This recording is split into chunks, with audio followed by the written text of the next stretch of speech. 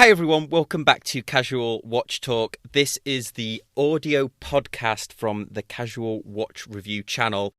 It's been a very, very long time since I did a podcast, but I'm back. It's the new year, so happy new year everyone.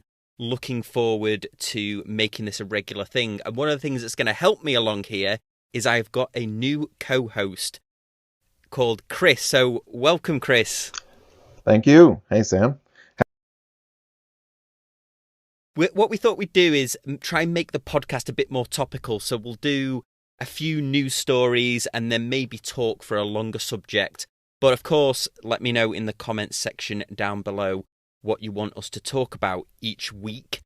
What we thought we'd do this week is kick off with a few interesting news stories. But what I'll do is I'll hand it over to Chris because you'll probably want to know a little bit about him because you'll probably know a little bit about me if you've been watching my YouTube channel.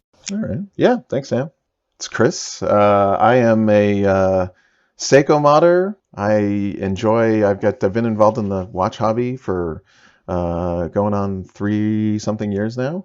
I'm super interested in sort of all aspects of horology. And Sam said, hey, I want to get this podcast going. So he roped me in. Yeah. But we've been doing some other project on his YouTube channel. So my collection's actually up. That was a lot of fun. We went over. I brought that by, and Sam grabbed that, and we went through kind of what's in my collection. I've got my Bell and Ross stuff and etc. Yeah, I'm excited to get into something new. I've got a list, and we're ready to go to work here. Yeah, exactly. And for regular viewers of my channel, you will know Chris from such informational YouTube videos as Creating the Ultimate Seiko Watch, where we took a standard turtle and tried to make the ultimate version of it. New movement, new sapphire crystal, new hands, which were easy in comparison to the mammoth task it took us to regulate the watch. Yeah. I mean, because you want to regulate it with how it wears. I find people kind of get frustrated because they think, oh, okay, well, I just want it perfect, on the time grapher. But like, you really have to wear the thing. I mean, you had that turtle on for at least a week, keeping track of the rate before we said, okay, we feel like it's. Maybe we can add, what did we add, like 5 seconds to it? Yeah. Before it kind of really started to dial in. Yeah, and that's a good point, actually. I am currently wearing that turtle now. So it's a Seiko turtle modded with new hands, crystal, new movement, and an Uncle Seiko bracelet. I'll leave a link to that video in the description. So what have you got on today, Chris? So I'm basic today. I've got my Khaki King Hamilton field watch. I got it on the bracelet for... It's cold. I'll use air quotes. It's cold in California, in SoCal, in the last couple of days. It was 59 today, so that's that's cold for us. I was thinking of a new section, so we'll try this one out. But I'm thinking now that this might be quite dangerous, certainly for me. But what watch have we been lusting after this week?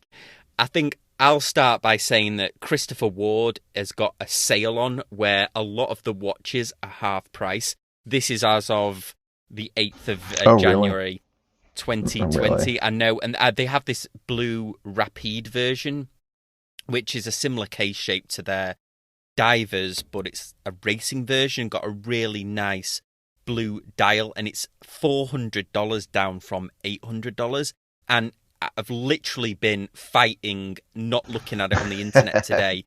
I had a Christopher Ward once, but sent it back because I had one of the divers and I didn't like the faux Tina on it. And also, right. Yeah, it was a bit big. And as you pointed out, their logo. Yeah. What was the Rapide, which the C7? Yeah, real nice. I'm looking for an image right now. And what was the colorway? It was like yeah, they call it like a blue and orange. Oh, with the orange second hand? Yeah, it's beautiful. Yeah, I'm looking at it. That is nice. What about you? I say this is going to be dangerous. We'll end up with a huge watch collection. Yeah, I know, right?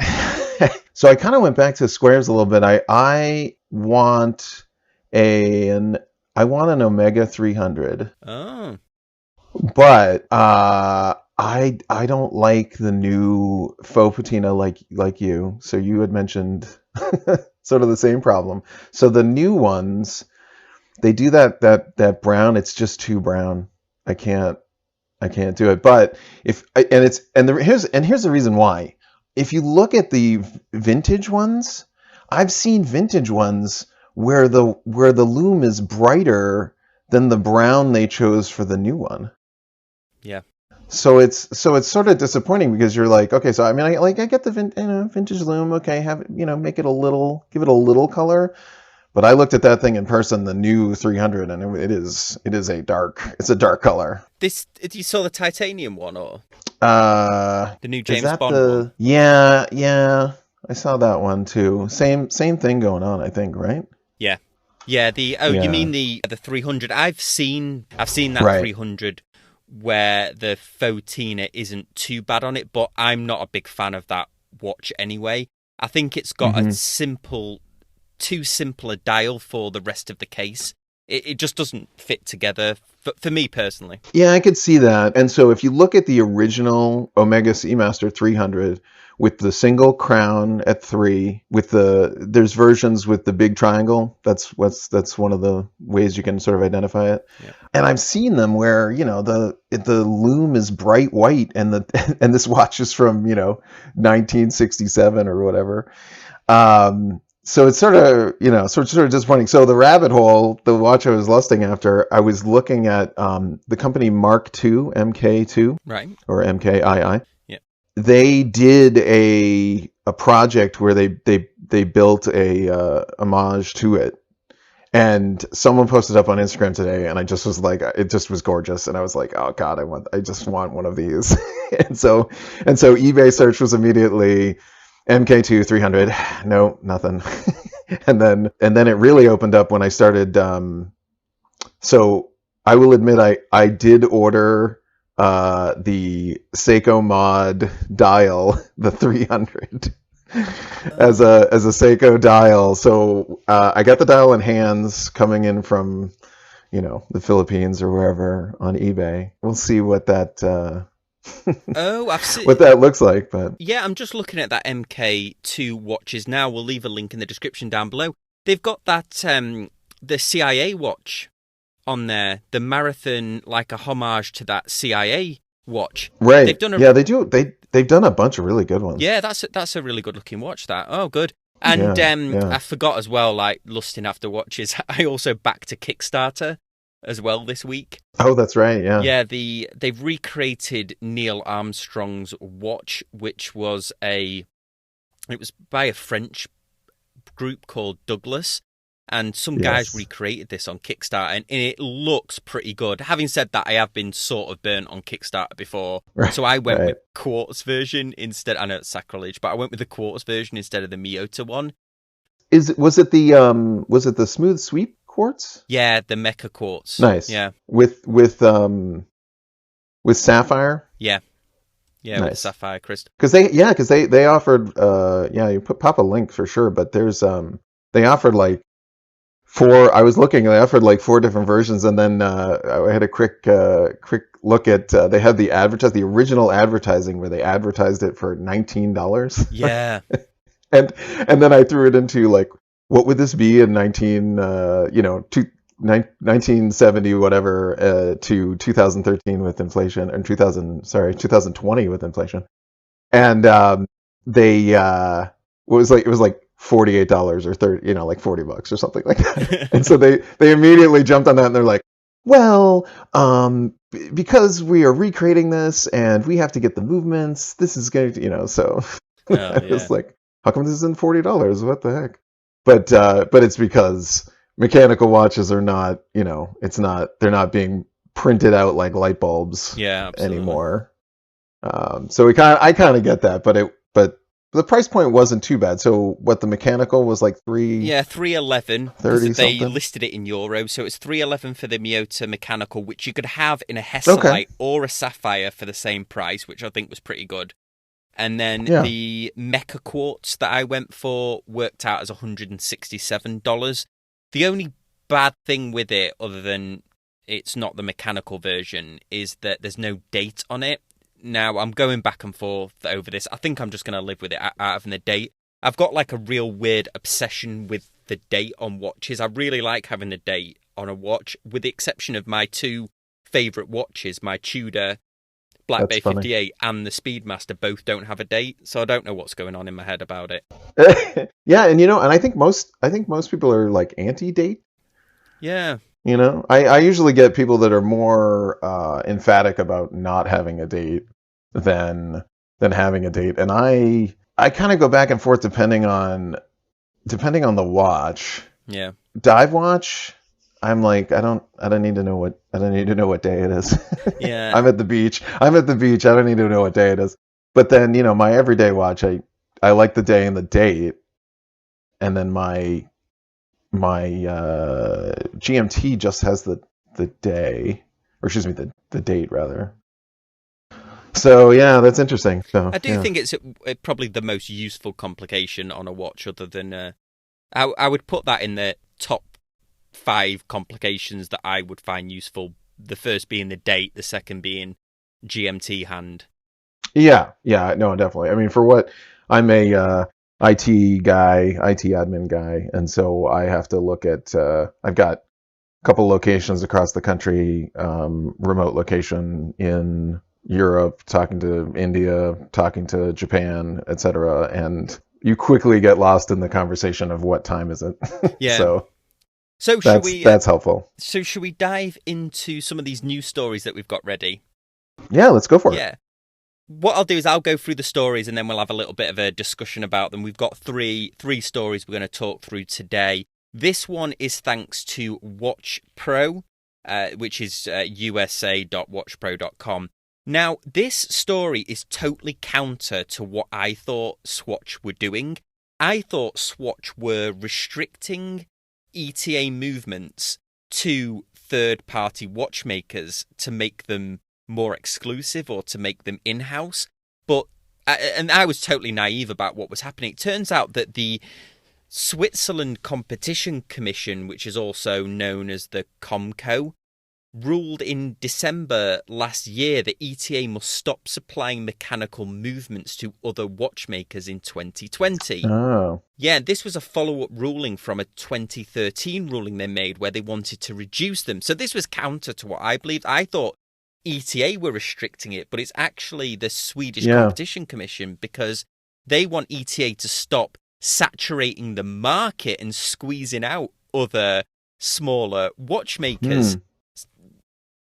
I think that's pretty interesting, but what does that mean for all of the millions of ETA-powered watches, everything from Breitling to Hamilton to, well, Hamilton's owned by Swatch, but all these independent watch brands, ETA, a lot of other watch companies, their movements are based on ETA, like when Bremont got itself in trouble all those years ago saying they were in-house when they were actually ETA movements. Where are they going to get the parts from?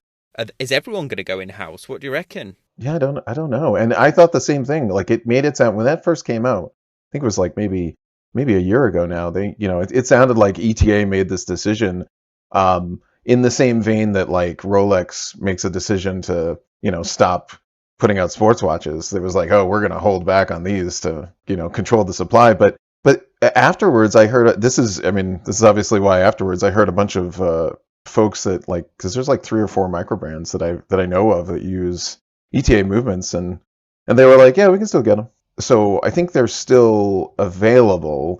But yeah, interesting that Switzerland's trying to kind of tamp that down. I did see some of the larger micro brands start to switch to Sellita.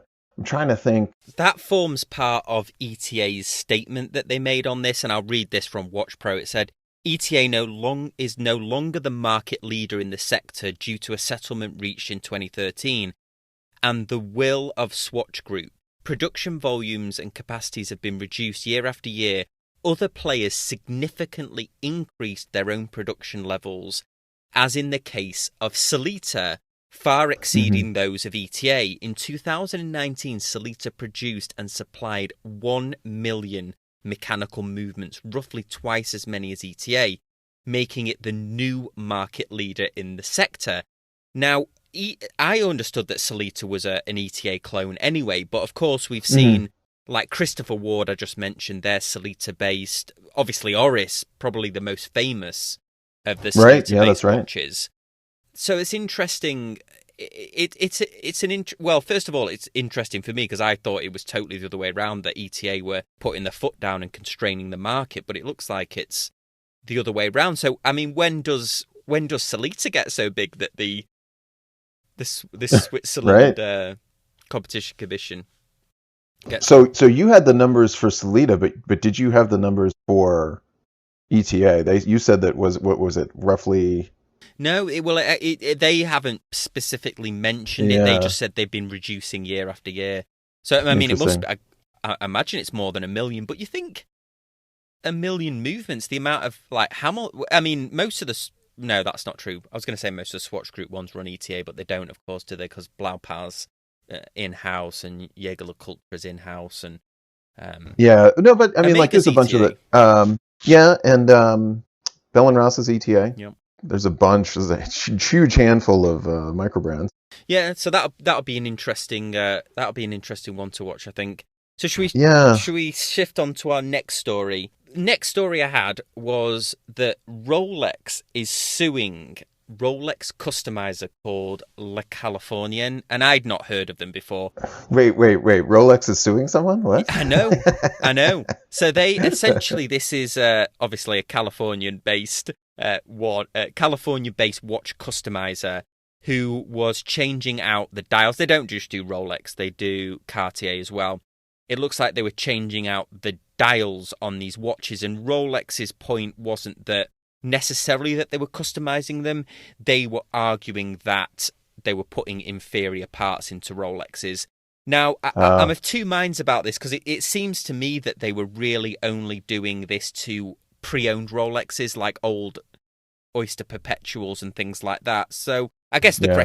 question, Chris, is what do you think of these Rolex customizers? Because some of them are insane what they're doing with Rolex watches, like that. The Artisan de Genève, who place the dials with sapphire so you can see the movement. They refinish the whole thing. They do collaborations with celebrities for these watches. And then you've, of course, got the other end of the spectrum, which is the Titan Black guys that just like PVD coat them, give them purple hands, and then, you know, every Kardashian under the sun is all over them. I understand they're defending their brand, so I'm kind of like you. I'm with two minds. First of all, I mean, these ones here, you're right. Like, this is I'm looking at an Oyster Perpetual, you know, and a Datejust, an older style.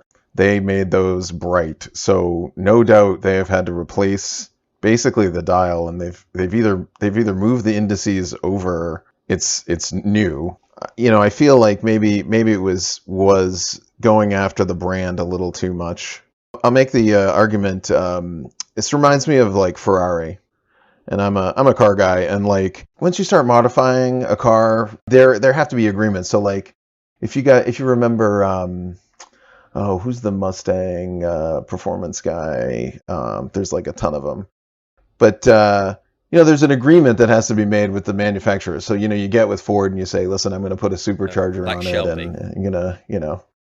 Or Barabbas for Mercedes. Exactly, and you know, they have to make an agreement is sort of working, but I feel like if you were to just go off and you start producing, you know, supercharged Ferraris, at some point you're going to get their attention, and then they're going to say like, well, this thing that you're building, is it changing the brand? Is it changing the concept of the brand? Is it weakening it? And I mean, you look at some of these dials and lollipop colors. I guess their argument is, and why they probably haven't gone after any of the others, and by all means, I'm sure there's somebody that's got significantly more legal skill than I have about this. But I think their argument, the fact that they weren't refinishing the Rolex dial, because these are all pre-owned watches, so you kind of think, well, it's my watch, I paid for it, they can do whatever. But I guess they were making aftermarket dials instead of refinishing other dials, whereas I think that Titan Black takes the original dial and refinishes it, or certainly like original OEM Rolex parts. But Yeah, it's interesting. Luckily, they're not doing that with Seiko modders because I feel like that's an easy way for Rolex to defend its brand. If they're going to defend the brand, that's something that they're going to say is like, okay, you're not selling genuine products, or it's voiding the warranty. Obviously these, if these are used watches, that's not the case, but yeah, I almost feel like that's a cop out. Yeah, and it's also compounded by the fact that imagine you did want to, but if you had every intention on buying an unmodified, brand new Rolex Submariner, you just can't get hold of one, or any of the sports models. Right. It's right. not like these people. It's not like, well, they said, well, the real version, you could have just come into an AD and bought it. I mean, you've got no chance, Right. have you? I really went Yeah. to Las Vegas, and the cupboards were bare there. Some of the ADs, it was laughable. They'd have like that full Rolex display with one date just in the window. I don't know what they're playing at. And one of the most prominent, I put this on Instagram actually. If anybody's listening to this, follow me on Instagram at The Casual Watch Reviewer, and also follow Chris at Everyday Mastery. They have resellers that are based in Caesar's Palace, and anybody that's been to Vegas, you'll know that Forum Shops at Caesar's Palace is the Right. hugest, Yep. huge tourist attraction, second only, I'd say, to the Venetian, the Canal shopping centre at the Venetian. But the one Rolex dedicated AD, they have that Trudeau that sells second-hand Rolexes and new Rolexes, but their actual Rolex AD completely shut down, like literally boarded up. And yeah, Wow. The last time I went in there, I took a picture of the front of that place because it was laughable. There was like 3 watches in the window, and this is in Las Vegas, where arguably they've got all of the the Chinese tourism they could ever want high there. roller. The high rollers, Mm-hmm. exactly. Yep. People winning a fortune on gone are the days where you won a fortune on the roulette and then you go straight into the Rolex AD and pick yourself up a Submariner. Right. Yeah. So totally closed up. Interesting. Wow. Let us know what you guys think about that in the comments if you're watching it on a platform that allows you to comment. All of these links as well to these stories and to anything we've discussed we'll put in the show notes. So next one, Chris, and I'll let you talk a bit on this one. Omega, I'm going to start this off, and I'm going to let you talk because I might get quite passionate on this subject. Omega have re-released the 321 version, the 321, however you want to say it, which is the movement or at least one of the movements that went into space in those original Speedmasters, in particular in Ed White's watch. And then obviously the 321 movement had some involvement in the moon landings. Now, this movement is long forgotten. It's a column wheel chronograph. It's been far superseded by all of the latter technologies that Rolex have released, and now the pinnacle, the coaxial movement that they've released that they're putting in modern speed, far superior than the 321 movement. Right. Now, they've not only have they re-released an old movement, which I'm going to ask your opinion on that, but they want $13,000 or $13,500 for this watch. A steel Speedmaster with a recreated but legacy movement in it. I think Omega. I'm saying Rolex because their pricing is ridiculous now, but Omega, ridiculous $13,000 for that. They wanted $8,500 for the James Bond titanium Seamaster. They wanted close to $50,000 for that fully titanium movement they recreated. So the question is, right, should you be paying a premium for a movement that is essentially obsolete? And all the Omega people are going to comment on this and tell me about the history and the romance of the movement. I get it, but it's not an improvement on the technology. It's recreating previous technology that's been superseded. And also, what's with Omega's pricing? Go. Well, I mean, I'll start with, what's interesting is I feel like Omega, did they have this in the works, but they just couldn't get because I guess everybody was talking about this coming out for the 50th. Yeah, so my gut feeling tells me that like this was in the shop and they just couldn't get it done for the 50th. So someone made the decision one time because that's this is literally what I thought they were going to do. Yeah. For the 50th anniversary is just be like, okay, because I mean, I understand the romance of it. Like if you're going to do a reissue And if it was for the 50th, and to say, I mean, the stuff that I was reading and talking to folks in channel and etc. Was, give us the same movement and the same watch, a re-release, a re-edition, the same movement, the same watch that went to space. Okay, it's got a sapphire glass so we can see this awesome movement. We get it, but like that was, I thought, what was going to happen, and then it's sort of, that's not what happened. So here we are, 2020, like a year, maybe not a year, but like 8 months late. And so they had been talking about the 321 for a while. So here it is. They were talking about the 321 for a long time. The fans Mm-hmm. were looking forward to it, and I can see why. This is a exact replica, all the original plans. They redid it. Then what they did is released it, but almost slapped everyone in the face who'd been waiting for it, and released it in a platinum version that was like $30,000. So now Right. I think they're suddenly realizing that was, I mean, obviously I don't know the psyche of them at Omega. And while we're talking about Omega, that Teddy Balbazar just did a fantastic interview with the CEO of Omega. I'll leave a link to that down below. But then they must have realized that was perhaps a little bit of a PR snafu. So now it's going to be in all steel, but $13,000. I mean, they've made it another limited edition again. There's no need for that to be a limited edition.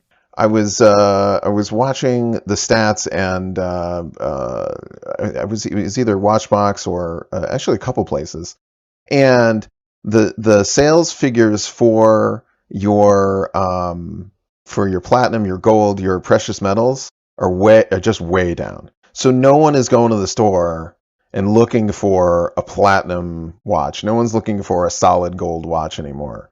They want it in stainless steel, and you've seen some of the big guys, JLC, Patek, etc., like offer more stainless steel models, because of this. So yeah, again, it kind of feels like this is what we should have had, this sort of thing. 13,000. It's gorgeous looking, but I think the practicality of it. I mean, you have to love Omega. You have to love that movement. It has to evoke that, space travel.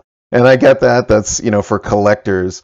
But, what is this? What at the end of the day, like, yep, it's what is this for value proposition? Like, are you enjoying it every day? That's great. Are you saving this for your kids? Yeah. Okay, cool. But I think you can get, for $13,000, I think you can get a lot more watch. I think I misspoke then. I don't think it is a limited edition when I've just sort of checked my sources again.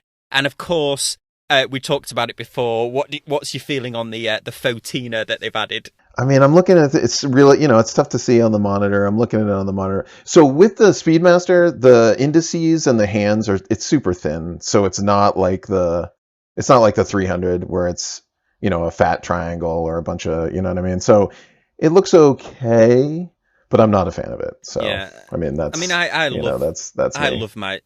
love my Speedmaster. It's arguably one of the best watches that I've ever owned, but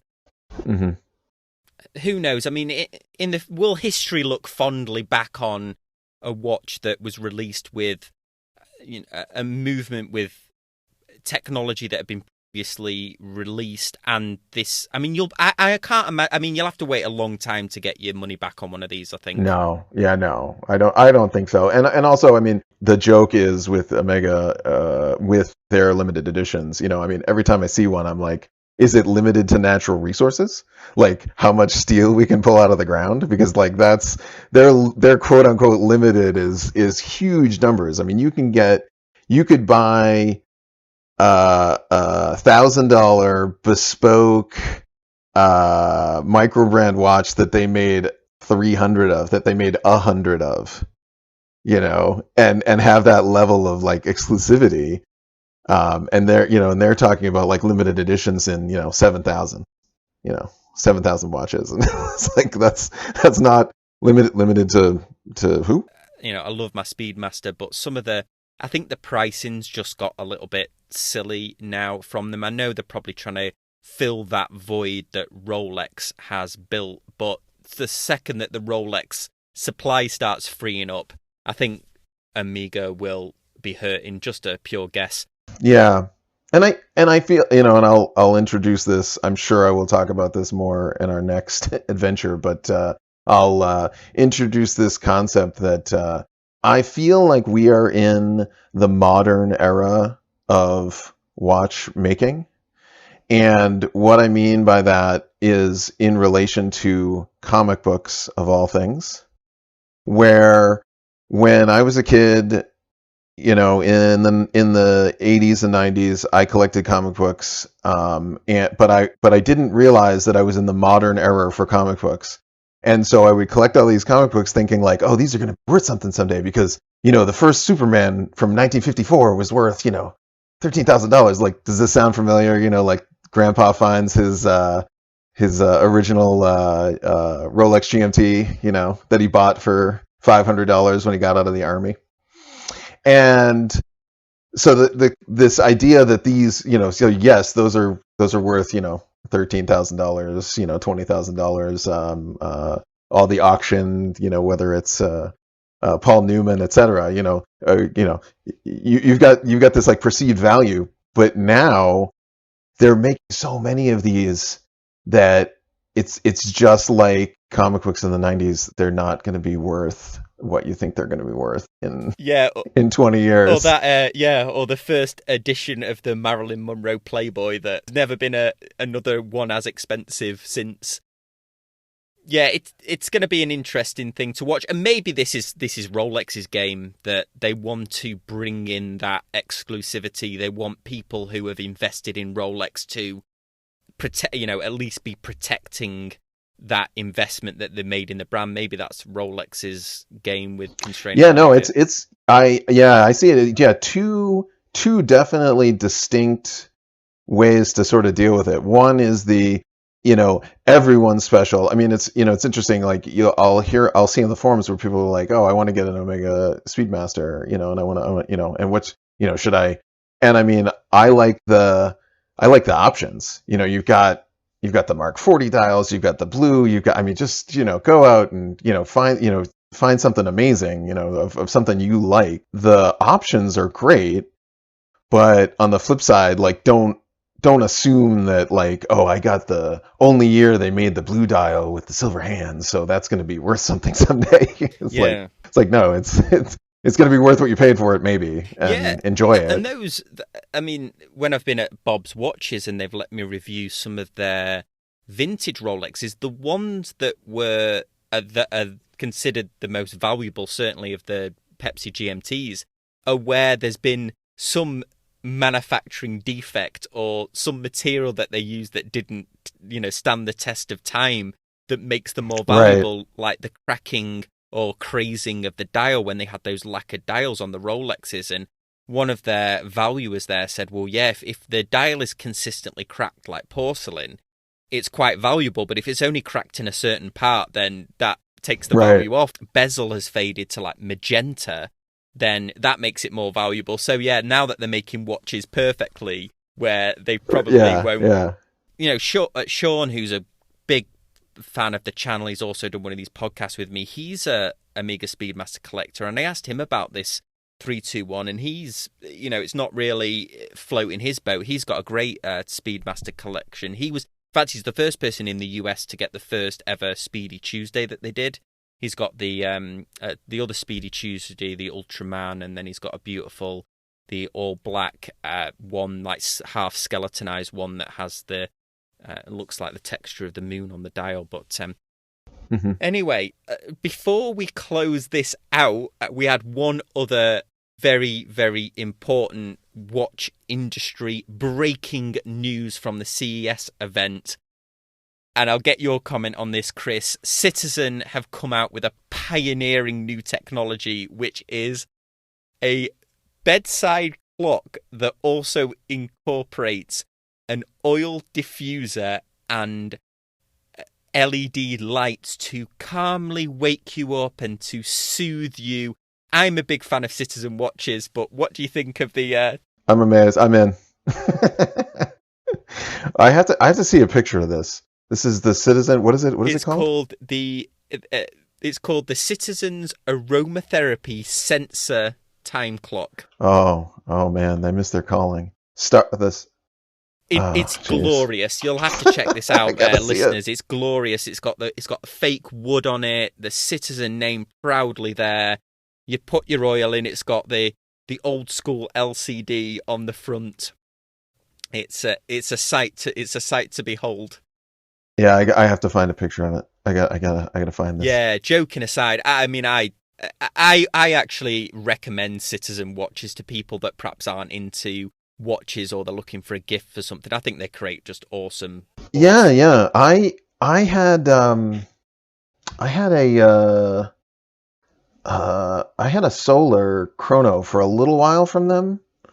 That was what I ended up selling it, but it was it's a really good watch, you Yeah, know. And I think all their divers are they're great looking. yeah, I like a lot of them. And when I did that interview with Chris, that naval flight officer, and we were talking about watches that aviators use, and he's still an active member of the military, and I was like, oh, there must be a lot of Breitling Navitimers and things like that you see. And it's Right, like, well, right, yeah. there's also Citizen Skyhawks that we wear as well.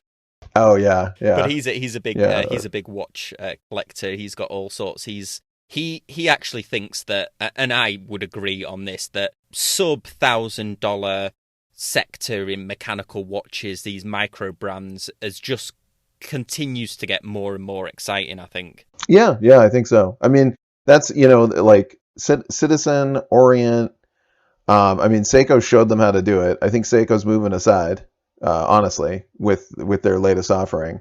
I mean, you can get an amazing mechanical dive watch if you have $400, you can get an amazing mechanical dive watch, and that wasn't the case maybe 6 years ago, 5, 6 years ago.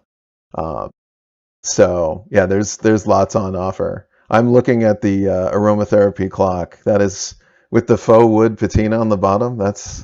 Or I'm assuming. I mean, maybe it is. Maybe it's factory. Maybe, yeah. The more I'm looking at it now, I think I really do want one.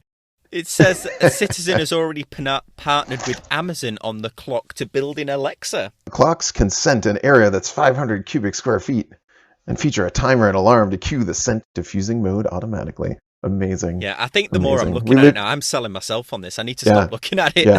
yeah, yep. Ladies and gentlemen, we live in the future. Welcome to the future. Welcome to the aromatherapy clock. I mean, I always remember that my grandparents. I don't know if this was like a British thing, but my grandparents had a clock that was called a tease maid. I don't know if this was like a British thing, Okay. where it was like an alarm clock that you'd put water in it on one side, and it would boil the water, and then the water would kind of go over a little spout in the morning, and there'd be a tea bag in a cup, and it would, by the time you woke up, And there would be a hot cup of so tea.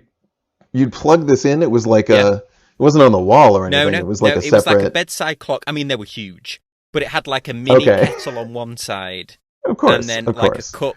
How how British is everything has a kettle in Yes, it? yeah. But it was called a tease maid, and I remember seeing it work. I mean, I'm sure they must.